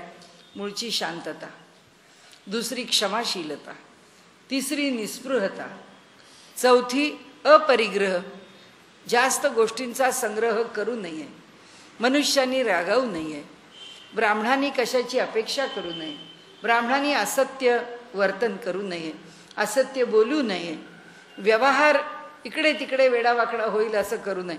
आम्ही सगळं करतो, आम्ही खोटं बोलतो, आम्ही संग्रह तर काय, वर्षाचे 360 दिवस सुद्धा आमचे कपडे रिपीट होत नाहीत, इतका संग्रह आमच्याकडे कपड्यांचा असतो, इतका संग्रह आमच्याकडे वस्तूंचा असतो. पदार्थ काय विषाद आहे की आम्ही रोज साधं जेवण जेवू. आज केलेलं भोजन आणि आजचा मेन्यू हा महिन्यानी रिपीट झाला तरी पुष्कळ आहे. सगळे जंक फूड खातो, सगळं फास्ट फूड खातो, सगळी पक्वान्न खातो, सगळे प्रकारचे पदार्थ आम्हाला पाहिजेत. आम्हाला आमच्या जिभेवर नियंत्रण नको, आम्हाला आमच्या मनावर नियंत्रण नको, आम्हाला आमच्या राहण्या वागण्यावर नियंत्रण नको, आम्हाला आमच्या प्रवृत्तीवर नियंत्रण नको. असे आम्ही वागलो तरी मी सांगणार, अहो मी ब्राह्मण आहे. बरं झालं ना आता आमचा मुख्यमंत्री ब्राह्मण झाला. इतके वर्ष नाही होऊ दिला तुम्ही, झालाच की नाही? अहो तुम्हाला काय ब्राह्मणाशिवाय काही गती आहे? झालं सुरू. म्हणजे मनुष्य आपल्या जातीवरती हा अभिमान धरून त्यांनी इथे सांगितलं, अहो वर्ण आणि आश्रम विहित काय भूमिका आहे ही लक्षात घ्या. तुम्हाला कसं असायला पाहिजे, तुम्ही कसे संयमित असला पाहिजे. आता क्षत्रिय मनुष्य आहे, क्षत्रिय मनुष्याच्या ठिकाणी युद्ध, पराक्रम आणि त्याच्याहीकडे क्षमाशीलता आहे. त्यांनीही क्षमाशील असलं पाहिजे, युद्धाला, पराक्रमाला, यशाला प्रवृत्त झालं पाहिजे. आपण पाहिलं इथे ते म्हणाले प्रत्येक सेवा व्रत, ज्याच्याकडे सेवा हे व्रत आहे त्यांनी सेवा व्रतांनी राहिलं पाहिजे. ज्याच्याकडे व्यापार आहे त्यांनी योग्य प्रकाराने व्यापार केला पाहिजे. पण आता असं आहे, आता ही वर्णाश्रम धर्मव्यवस्था आहे ती जवळजवळ मोडकळीला निघाली आहे. आता ती गुणकर्म विभागशः पण नाही आहे आणि आता ती पूर्वीच्या पद्धतीप्रमाणे वंश परंपरागत आलेली जाती म्हणून पण आता व्यवस्था राहिली नाही. आता कुणीही कोणताही व्यवसाय आणि जीवनाचा व्यवहार पत्करतो आणि पत्करावा, कारण आता काळात इतके बदल झाले की आता तो पत्करतोच आहे. आता त्यांनी ज्याला जे वाटलं तो त्या ठिकाणी काम करतोय, पण तो ज्याच्यात जन्माला आला, ज्या कुलपरंपरेमध्ये जन्माला आला, त्याची वैशिष्ट्ये काहीतरी टिकवावीत ना. त्यांनी आपल्या वैशिष्ट्यांनी आपल्याला जे गुण वंशपरंपरागत त्या त्या जातीला आलेले आहेत त्या गुणांचा तरी विकास करावा. इथे सांगितलेलं आम्ही किती पाळू आपल्याला माहीत नाही, कारण ब्राह्मणाच्या करता 6 कर्म सांगितलेत, क्षत्रियाकरता संरक्षण सांगितलेलं आहे, व्यापाऱ्यांच्या करता व्यापार सांगितला आहे. पण आता असं आहे की बिझनेसमध्ये पैसा म्हणून सगळे बिझनेसमध्ये आहेत. नोकरीमध्ये डोक्याला ताप नाही, 7 तास नोकरी करून आली की जबाबदारी आपली नाही, म्हणून नोकरी ही अधिक मनुष्याने जवळची मानली आहे आणि मग मनुष्य नोकरदार झाला. नाहीतर एकेकाळी असं होतं की श्रेष्ठ शेती आणि कनिष्ठ नोकरी, व्यापार मध्यम आहे असं मानलं जातं. व्यापार मध्यम आहे आणि श्रेष्ठ शेती आहे, कारण आपल्या शेतामध्ये तो स्वतःचा मालक आहे, तो राजा आहे. त्याचा तुकडा केवढाही असो शेतीचा, तो कष्ट करतो, राबतो, आपलं धान्य आणतो, आपल्या घरी आपल्या मनाप्रमाणे खातो, जेवतो, बसतो. आपल्या जीवनात त्याला कुणाचंच बंधन नसतं. पण नोकरदार मनुष्य नेहमीच बंधनात असतो. आणि त्यामुळे फार सुंदर आमच्या मुद्रा राक्षसामध्ये वर्णन केलं आहे त्यांनी. तो त्या ठिकाणी भागोरायण नावाचा एक सेवक म्हणून मलयकेतूच्याकडे जातो आणि चंद्रगुप्ताला राज्यावर बसवल्यानंतर अजून राज्याची गडी सुस्थिर होत नसते तोपर्यंत चाणक्यांनी आपले हेर अनेक ठिकाणी पेरलेले असतात. तो हेर म्हणून जातो मलयकेतूंच्याकडे आणि तो म्हणतो, माझं कुल, माझं शील, माझी लज्जा, म्हणजे मी कसं वागावं, कसं वागू नये, कसंही मी वागावं, कसंही मी बोलावं. आता या जसं आपण पाहतो कोणाचाही विजय झाला की जो जल्लोष आहे त्याला काय मापदंड आहे, धिंगाणा असतो, बाकी दुसरं काही नाही. मनाच्या विरुद्ध घडलं, पराजय झाला, कुणाच्या विषयीचा निषेध प्रकट करायचा तर तो सुद्धा त्याला पण मापदंड नाही. बसेस जाळा, ऑफिसेस फोडा, गाड्या तोडा. म्हणजे हे जे काही आहे हे कोणती संस्कृती आहे, हा कोणता विचार आहे आणि हे कुठून आलेला संस्कार आहे असं जर म्हटलं तर त्यांनी इथे आपल्याला सांगितलंय की हा जो व्यवहार आहे तो व्यवहार आम्ही त्या त्या जातीमधून घ्यावा.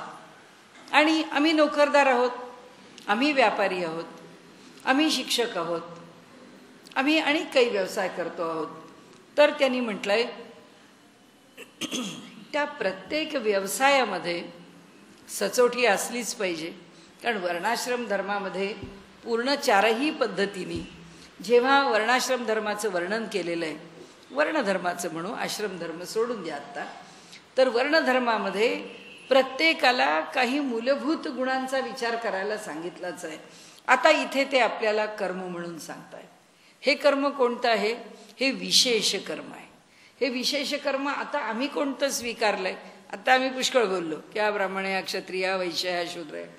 त्यांनी शूद्रांनी सेवा करावी, म्हणजे शूद्रांनी नोकरी करावी, वैश्यांनी व्यापार करावा वगैरे नाही. आम्हाला वाटलं आम्ही नोकरी धरली, आम्ही आता सगळे शूद्र आहोत, कारण आम्ही सगळे नोकऱ्या करतो. आता कोण ब्राह्मण आहे, कोण ब्राह्मण आहे आपल्याला माहीत नाही, कारण त्या ब्राह्मणाचा आचार व्यवहार कोण सांभाळतो आपल्याला माहीत नाही. आता ते म्हणतात की हे जे विशेष कर्म आहे ते विशेष कर्म कशाला म्हणावं?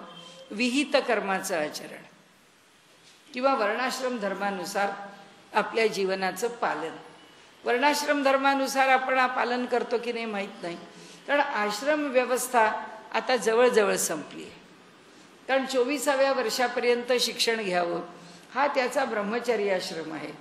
पण त्या आश्रमाचे जे नियम सांगितले की मुलांनी साधं राहावं, मुलांनी साधं भोजन करावं, मुलांनी खूप कष्ट करावेत, मुलांनी लवकर झोपावं, मुलांनी लवकर उठावं, गुरूंची सेवा करावी, आणि त्या काळामध्ये विविध विषयांचं ज्ञान मिळवण्याचा प्रयत्न करावा आणि अत्यंत परिश्रमाने विद्या प्राप्त करावी. आता काय कॉलेज म्हणजे एन्जॉयमेंट आहे, शाळा म्हणजे टाईमपास आहे. आता हे असं जर शिक्षणाचं स्वरूप झालं तर कुठला आश्रम राहिला? त्यामुळे हे सगळं आता मोडकळीला निघालंय. आता फक्त ते म्हणतात की विशेष कर्म विकर्म. मग आता विशेषतेने आम्ही जे वैशिष्ट्याने स्वीकारलेलं कर्म आहे की आम्हाला मान्य आहे की आम्हाला पत्रकारितेमध्ये रस आहे, आम्ही पत्रकारितेत, आम्हाला मेडिकल फील्डमध्ये रस आहे, मेडिकल फील्डमध्ये गेलो, आम्हाला इंजिनिअरिंग फील्डमध्ये रस आहे, आम्ही इंजिनिअरिंग साईडला गेलो. जे क्षेत्र आम्ही स्वीकारलं आहे ते म्हणतात त्या क्षेत्राचे तरी एथिक्स सांभाळा, त्या क्षेत्राचे तरी चांगले वाईट गोष्टी सांभाळा. आता आपण पाहतोय डोळ्याचे ऑपरेशन करून टाकलेली माणसं, स्त्रियांची ऑपरेशन्स करून टाकलेली माणसं, हॉस्पिटलमध्ये ॲडमिट झालेली आणि ज्यांच्यावरती बिलकुल उपचार झालेले नाहीत अशी माणसं त्या हॉस्पिटलमध्ये पडली. काय म्हणजे आम्हाला कशाचं पडलंच नाही आहे.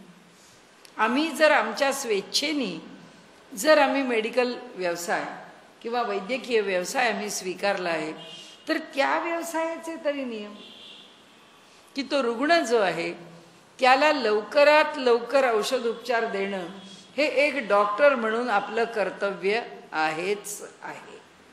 हा तो पहिला नियम आहे. तर ते म्हणतात हे जे आपलं विशेष कर्म आहे, मग वर्णाश्रमासी उचित जे विशेष कर्म विहित तेही ओळखावे निश्चित उपयोगेसी. की कोणताही व्यवसाय असो पण तो व्यवसाय करत असताना त्या व्यवसायाचं मर्म काय, त्याची विशेषता काय, की मी व्यापारी आहे, मी व्यापारी आहे म्हटल्यानंतर लोकांना चांगला माल मी दिलाच पाहिजे. आता कुठलाही धान्य घेतलं तर ते धान्य जेव्हा साफसूफ येऊन, आज तर यांत्रिक पद्धतीने साफसूफ होतं, ते धान्य जेव्हा साफसूफ होऊन पोत्यात भरलं जातं, आपल्या घरी आलं तर त्याच्यात एक सुद्धा खडा मिळायला नको. पण एक स्वतंत्र व्यवसाय आहे की कडधान्य मुगाच्या रंगाचे खडे तयार करणारी एक फॅक्टरी, नंतर मसुराची डाळ त्याच्यामध्ये जुळणाऱ्या खडे तयार करणारी एक फॅक्टरी, आमच्याकडे चवळी आहे, चवळीमध्ये चवळीसारखा दिसणारा खडा तयार करणारी फॅक्टरी. मग त्यांचं प्रमाण ठरलेलं असतं. 10 पोत्याला 1 पोतं खडे, मग ते 10 पोतं धान्यामध्ये 1 पोतं खडे घातले आणि मग त्याची 11 पोती झाली. हा व्यवसायातला जो फायदा आहे, असा फायदा आम्ही घेणार नाही. उपयोगेसी ते म्हणाले त्याचा जो लाभ आहे त्या व्यवसायात आम्ही जे तत्व स्वीकारतो त्या तत्वाचा लाभ त्या व्यवसायाला काय होणार आहे किंवा तो व्यवसाय चांगल्या तऱ्हेने कसा चालणार आहे त्याचा विचार करायला पाहिजे. तेही ओळखावे निश्चित उपयोगेसी. पाठी जे निषिद्ध म्हणिपे तेही बुझावे स्वरूपे. त्यानंतर म्हणाले इथे त्यांनी काय सांगितलं आहे आम्हाला की जे निषिद्ध कर्म आहे ते कर्म, आता या ठिकाणी अकर्म शब्दाचा अर्थ त्यांनी निषिद्ध कर्म असा घेऊन आपल्याला सांगितला आणि पुढच्या श्लोकामध्ये कर्माच्या बरोबर अकर्म असा शब्द घेऊन कर्म न केल्यासारखं होणं असा अकर्म शब्दाचा अर्थ केला. मी आपल्याला म्हटलं ना, हे सगळं घोटाळ्यात टाकणारं प्रकरण आहे आणि त्यामुळे ते तो कधीच न संपलेला असा आपण ज्याला ब्रह्म घोटाळा म्हणतो तसा हा कर्म घोटाळा आहे की काही त्याचा पत्ता लागत नाही. प्रत्येकजण आपल्या आपल्या मनाने त्याचा अर्थ लावत जातो. भाष्यकार म्हणतात त्या पद्धतीने आपण पुढे जावं हे सर्वात योग्य. आणि म्हणून त्याच्यात पाठी. आता त्यानंतर जे निषिद्ध म्हणिपे, कशाला निषिद्ध म्हणिपे? अकर्मणश्च बोद्धव्यम. तिसरं कर्म ते शिल्लक राहिलं ना, कारण विकर्म म्हटलं, आता अकर्म म्हटलं, म्हणजे अकर्माला त्यांनी निषिद्ध कर्म म्हटलं. कुणी म्हटलं? मौलींनी म्हटलं. आणि मौलींनी सांगितलं हे निषिद्ध कर्म आहे असं समजा. तेही बुझावे स्वरूपे, तेही स्वरूपतः बुझावे, समजून घ्यावे, तेही आम्ही समजून घ्यावे. एतुलेनी येथ काही न गुंपे आ पैसेची. एवढं झालं ते म्हणतात, विश्वास दिलाय मौलींनी. ते म्हणतात ज्यांनी कर्माची महती जाणली, हे जग किंवा हे ब्रह्मांड हे कसं कर्माशी निगडीत आहे हे जाणलं, त्याचा पूर्ण विचार आपल्या अंतःकरणामध्ये केला. आपलं कर्म काय आहे, माझं विहित कर्म काय, विहित आचरण म्हणजे काय हे मी माझ्यापुरतं जाणून घेतलं. आणि त्याचबरोबर निषिद्ध कर्म काय की काय नाहीच करायचं, कोणत्याही स्थितीत हे घडणार नाहीच. भ्रष्टाचार आमच्याकडनं नाहीच होणार, कुठलीही बातमी इकडची लीक करून तिकडे देणे नाही होणार. आम्ही पत्रकारिता करतो पण ती शुद्धच असली पाहिजे. आम्ही पेढे, आम्ही दूध, आम्ही पक्वान्न, आम्ही नमकीन, आम्ही काही बनवतो पण आमच्या पदार्थामध्ये भेसळ असणार नाही. नाहीतर आता बाजारामध्ये दूध मिळतच नाही. तयार केलेलं सिंथेटिक दूध पिशव्यात भरलं जातं. कितीतरी लोकांनी तेवढ्याकरता व्यवसाय बाजूला केले. लोकांच्या जबाबदारीवर तुम्हाला घ्यायचं ते घ्याकरता पिशवीत दूध आलं, पिशवीतल्या दुधाला इंजेक्शनं दिली, त्या इंजेक्शनमधून दूध काढून घेतलं, त्याच्यामधून जे सरळ चांगलं दूध काढलं, त्याच्यामध्ये हे असं सिंथेटिक दूध भरलं. लोकांना सिंथेटिक दूध देऊन त्यांच्या शरीराची, त्यांच्या प्रकृतीची आम्ही जी हानी करतो त्याला आम्ही जबाबदार आहोत असं नाही वाटत. त्याचं कारण असं की व्यापारी त्याचं विहित कर्म विसरला. विहित कर्म लक्षात ठेवलंच पाहिजे असं ते आपल्याला सांगतात. हे निषिद्ध कर्म आम्ही समजून घेतलंच पाहिजे की माझ्या व्यवसायातलं जे जे निषिद्ध कर्म आहे ते माझ्याकडून केलं जाणार नाही. आता ते म्हणतात एवढं सगळं झालं, हे जर आम्ही प्रामाणिकपणे समजून घेतलं, येतुलैनी येथ काही न गुंफे पैसेची. त्यामुळे होतं काय म्हणालं की एवढं झालं की आपोआपच मनुष्य कर्मात गुंतत नाही. कर्माचा गुंता त्याच्यापर्यंत पोचतच नाही, कारण ह्या प्रत्येक कर्माची महत्ता त्याला कळलेली आहे. आणि ते कळल्यावर व्यवहार कसा करावा, व्यापार कसा करावा, आम्ही आमचं जीवन कसं जगावं हे त्याला कळतं. आणि मग त्याच्या जीवनामध्ये कर्म त्याच्यावर स्वार नाही होऊ शकत. का होऊ शकत नाही? कारण एकदा त्याला विहित कर्म कळलं, एकदा त्याला परमेश्वराचा हा जगडव्याळ व्यापार पसारा आणि ते कर्म त्याला कळलं, निषिद्ध कर्म त्याला कळलं की मग तो म्हणतो मला ह्यात पडायचं काही कारण नाही. तो श्रीमंत आहे म्हणून मी श्रीमंत आहे. म्हणजे मी आपल्याला खरंच सांगते, आज वर्गामधल्या किंवा आज लहान लहान मुली त्या किंडर गार्डनमध्ये जाणाऱ्या किंवा फर्स्ट स्टँडर्डमध्ये असणाऱ्या मुली, तिच्या बाबांची मारुती आहे आणि तिच्या मैत्रिणीच्या बाबांची ऑडी आहे की हिला दुःख होतं. ती म्हणते बाबा ऑडी घ्या, मारुती. आता तिच्या बाबांनी काय गळ्याला फास लावावा? म्हणजे मनुष्यानी आपल्या जीवनामध्ये जे आपल्याला मिळाले, म्हणजे आमच्याही लहानपणी वर्गामध्ये सगळ्या श्रीमंत मुली होत्या नव्हत्या असं, पण आम्हाला असं कधीच नाही वाटलं. श्रीमंतीचं, त्यांच्या श्रीमंतीचं आम्हाला कौतुक होतं की खरोखर हे लोक खूप श्रीमंत आहेत, खूप यांचं सगळं छान आहे. पण ते श्रीमंत आहेत म्हणजे त्यांच्यासारखे आम्ही राहिले पाहिजे, त्यांच्यासारखेच आम्ही श्रीमंत असले पाहिजे, ते जे कपडे घालून येतात तसेच कपडे घालून आम्ही आलो, असं कधी नव्हतं. हा जो प्रकार आहे आज, ज्या पद्धतीने एकमेकांची स्पर्धा करण्याचा, घरात एक लहान मुलं आहे, ते लहान मूल त्याचं वारसं आहे आणि त्याला मोठं भावंड आहे, त्या लहान मुलाला आहेर केला जातो. आजची सायकोलॉजी काय, ती आई फोन करून सांगते येणाऱ्या सगळ्यांना की अहो ह्या बाळाच्या बारशाला तुम्ही प्रेझेंट आणणार, त्याचं जे मोठं भावंड आहे ना त्याला जर तुम्ही काही नाही आणलं तर त्याचं फार त्याच्या मनाला त्रास होईल, म्हणून तुम्ही त्याला पण प्रेझेंट आणा. अरे सांगा त्याला की आत्ता त्याचा वाढदिवस आहे ना, आता त्याचं नाव ठेवलं ना त्याला, तर तुझ्या वाढदिवसाला तुला प्रेझेंट मिळेल. आता त्या मुलांना नाही न ऐकायला लावण्याने आज मुलांच्यामध्ये ज्या समस्या उत्पन्न झाल्या आहेत, हे सगळं जे आहे ना की कसं वागावं, कुठे थांबावं आणि कशा प्रकाराने व्यवहार करावा, या कर्माच्या ठिकाणी जर मनुष्य हा विचार न करेल, लहान लहान गोष्टी आहेत या, काही फार मोठ्या गोष्टी नाही आहेत, पण मनुष्याने त्या प्रत्येक गोष्टीचा बाऊ केला आहे आणि त्या प्रत्येक गोष्टीचं इतकं भांडवल केलं आहे की असं भांडवल करावं असं जीवनामधल्या चढ उतारात पण काही नाही आहे, जीवनातल्या सुखदुःखात पण काही नाही आहे, जीवनातल्या परिस्थितीच्या वैषम्यात पण काही नाही. असते ज्याची त्याची परिस्थिती जशी आहे तशी आहे, ज्याचं जीवन जसं आहे तसं आहे. आणि प्रश्न कुठे आहे? प्रश्न एकाच ठिकाणी आहे, मी जिथे आहे तिथे किती ताठ उभा आहे. मी जिथे आहे तिथे किती समाधानी आहे, आणि मी जिथे आहे तिथे मला त्या परिस्थितीच्या बद्दल बिलकुल खंत नाही, कारण मी वेडावाकडं वागतच नाही. आज इथे उभं राहिलो, पुढच्या क्षणी त्या देवासमोर उभं राहायची वेळ आली तरी त्या देवापुढे उभं राहताना आपल्याला काही भय नाही. आपण वाईट वागलोच नाही. विचार, तुला काय प्रश्न विचारायचे, आम्ही देतो उत्तर. आम्ही काहीच वाईट वागलो नाही. हा जो आत्मप्रत्यय आहे ह्याच्यावर मनुष्याच्या जीवनाचं यश अवलंबून आहे. म्हणून ते सांगतात की प्रत्येक कर्माच्या मागचा विचार आम्हाला जर कळला नाही, मला एवढं परवडतं, ह्याच्या पलीकडे परवडणार नाही, याच्या पलीकडे आम्हाला नको, हे असं आहे असं स्वीकारत असाल ठीक आहे, नसेल नाही.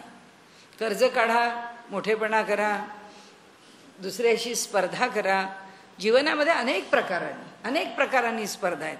आता मोठ्या मोठ्या मंत्र्यांच्या घरामध्ये मुलांना आपल्या विचारतात, नातवंडांना विचारतात, सुनांना, तुला काय पाहिजे, तुला काय व्हायचं आहे, तू आता ते BCom करतीयस ना, तुला काय व्हायचं आहे, डॉक्टर व्हायचं आहे का, आणून देतो डिग्री, इंजिनियर व्हायचं आहे का, आणून देतो डिग्री.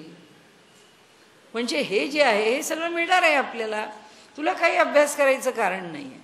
सगळे आपले डॉक्टर असतात, ते कुठून डॉक्टर होतात, ते काय डॉक्टर वगैरे झालेले नसतात, ते सगळं आयात असते. आयात निर्यातीचा धंदा खूप मोठा आहे. आणि त्यामुळे इथे त्यांनी सांगितलं आहे की हे जे कर्म आहे, ह्या कर्माचा जर योग्य विचार आमच्या मनामध्ये आला तर कुठल्याही निषिद्ध कर्माच्याकडे मनुष्य कधीही वळणार नाही. म्हणजे माझ्या मनावर फार बंधन आहे, माझ्या मनावर फार संस्कार आहेत, माझं मन मुळात चांगलं आहे, नाही, ते स्वाभाविक आहे की हे घडणारच नाही, हे होणारच नाही. आणि त्यामुळे कशाचं तरी क्रेडिट कशाला तरी नाही, ते संस्कार आहेत. संस्कार जर होते तर संस्कार गेले कुठे? कारण आज आपण पाहतो की आमच्याकडे खूप संस्कार आम्ही मुलांच्यावरती केले आहेत, खूप पिढ्या संस्कार केले. इतक्या पिढ्यांमधले संस्कार त्यांच्यावर जे झालेले आहेत ते संस्कार एका पिढीत गेले. याचं उत्तर काय? की स्त्रीच्या ठिकाणचं जे मातृत्व आहे, कुटुंबाच्या ठिकाणचं जे एकमेकांच्या विषयीचं बंधन आणि प्रेम आहे, समाजामध्ये जी एकमेकांच्या विषयीची एकमेकांना आदर देण्याची जी भूमिका आहे, सगळं सुटत चाललं एका पिढीत. आईला आपल्या मुलांचं काही वाटत नाही, ही आजी नाही तर ती आजी सांभाळते, मुलं मोठी होत आहेत, आपल्यावर नको. आणि पुन्हा सांगतात की हे बघा, तुम्हाला मोठ्या माणसांना मुलांची हौस आहे, आम्हाला काही मुलांची हौस नाही, we are dinks, double income no kids, आम्हाला नकोच आहे काही. आणि त्यामुळे असं आहे की मग एवढ्या पिढ्यांचे संस्कार गेले कुठे? आमच्याकडे ज्या मातृत्वाचा महिमा हजारो वर्ष गायला, त्या आमच्या देशातली माता राहत नाही, असं कसं होतं? हा संस्कार नुसता कामाला येत नाही, आतून अंतःकरण त्याच्याकरता तयार व्हावं लागतं. त्यामुळे इथे जे सारखं सांगतात ना की जो आचार आणि व्यवहार आहे त्याला नेहमीच ज्ञानाची जोड असावी लागते, नेहमीच चिंतनाची जोड असावी लागते. हे आम्ही का करतो, हे आम्ही का करायचं, हे आमच्या ठिकाणी आलंच पाहिजे.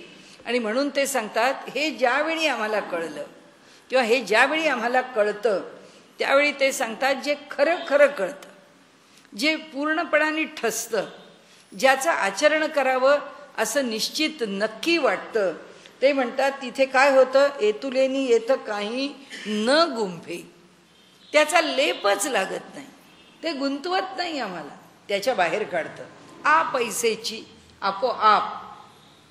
कारण ही विचारांची जी बैठक आहे तो रॅडिकल चेंज आहे. म्हणून ते लोक तोंडाने जे बोलतात अगदी काही खोटं नाही. मोदींनी हातात झाडू घेतला, स्वच्छता अभियान सांगितलं, आता स्वच्छता करा नुसतं सांगून होणार नाही. ज्या गल्लीमध्ये आम्ही आमचा वर्ग असतो तिथे आम्ही येतो, तिथे चांगली एक मोठी मर्सिडीज गाडी, वास्तविक तिथे आत यायला प्रवेश नाही, ती त्यांची प्रायव्हेट रस्ता त्यांनी त्यांच्यापुरता करून घेतलेला आहे. त्याचं म्हणजे प्रोहिबिटेड आहे हे दाखवलं आहे, त्याचा निषेध बाहेरच प्रकट केलेला आहे. तरीसुद्धा गाडी आणली आणि काय त्या गाडीमधला कचरा पसारा होता, ते काय खाल्लेली चॉकलेट्स, त्याचे कागद, ते काय आणलेली फुलं, त्याच्यावर गुंडाळलेला पेपर, सगळं तिथे टाकून दिलं बाहेर. आमच्यापैकी एक बाई तिथे म्हणाल्या त्यांना की अहो आता एवढं स्वच्छता अभियानाबद्दल आपण ऐकतोय, निदान आपल्या गाडीतला कचरा तर नको बाहेर टाकायला ना, आमच्या इथे तरी, कारण हे तर आमचं खाजगी आहे, ते तुम्ही आमच्या गल्लीत तरी नक्कीच नको, खरं कुठेच टाकायला नको, पण आमच्या गल्लीत आधी गाडीच आणता कामा नये. तुम्ही आमच्या कोणाकडे तर आलेले नाहीच आहात, पण गाडी आत आणून लावली आहे आणि परत एवढा मोठा कचरा बाहेर टाकला.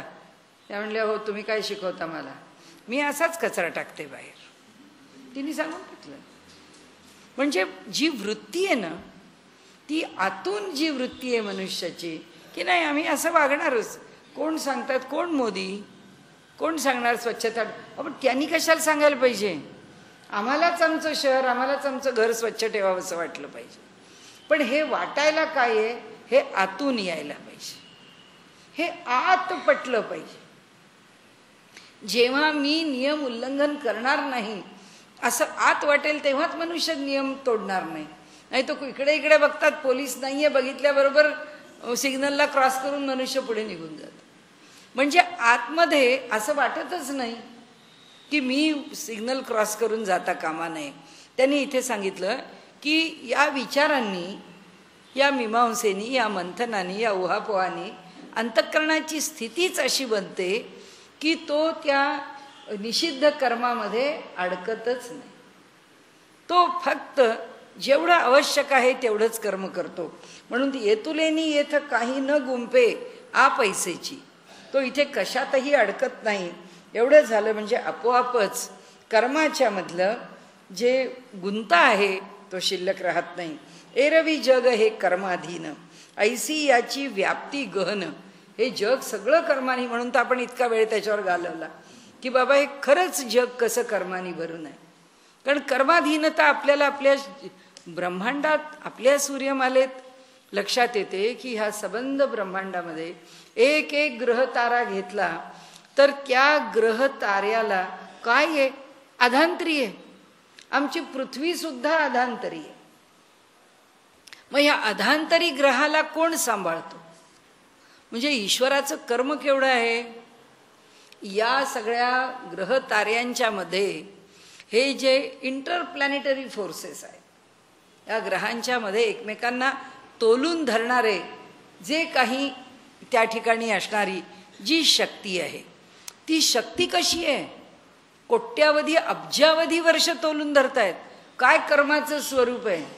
आम्हाला साधं 8 दिवस सगळं काम करायला घेऊन काय काम करून दमलो, काम करून दमलो, हैराण झालो. आता एकदा विश्रांती पाहिजे, जरा चेंज पाहिजे. लगेच माणसाला सगळं हवं. त्यामुळे हे इथे काही भानगडच नाही आहे. हे जग जे आहे कर्माशिवाय चालूच शकत नाही. आणि म्हणून त्यांनी सांगितलं की ही कर्माधीनता कशी आहे, ऐसी याची व्याप्ती गहन. याचं व्यापकपण जर आम्ही पाहत चाललो, कसा समुद्र, नुसती समुद्राची एकच लाट धरावी आणि ती लाट जेव्हा किनाऱ्याला येऊन आपटते, ती आपटलेली लाट पाहिली तर ती लाट कुणाला त्या ठिकाणी ॲक्सिलरेट करते किंवा कुणाला गती देते, कुणाला व्हेलॉसिटी देते. ती तिच्या गतीप्रमाणे सर्क्युलर मोशन धरते आणि ती त्या ठिकाणी येऊन पडलेली लाट, आपटलेली लाट तिच्या शेजारच्या, ती तिच्या शेजारच्या, ती तिच्या थांबत नाही. कुणी गतीत थांबत नाही, कुणी आपल्या कर्मात थांबत नाही. सबंध निसर्ग त्याच्यामध्ये गुंतलेला आहे. ते म्हणतात की एरवी जग हे कर्माधीन, ऐसी याची व्याप्ती गहन, परी ते असो आईके चिन्ह प्राप्ताचे गा. जाऊ दे म्हणाले, पुष्कळ सांगितलं तुला कर्माच्या विषयी. पण ज्यांनी नैष्कर्म्य सिद्धी प्राप्त केली, ज्यांनी, जो पुरुष कृतकृत्य झाला, त्या कृतकृत्य पुरुषाची कृतकृत्यता काय आहे ती म्हणाले मी तुला सांगतो. कर्मण्य कर्मय पश्येत अकर्मणीच कर्मयः स बुद्धिमान मनुष्येषु सयुक्त कृत्स्न कर्म कृत.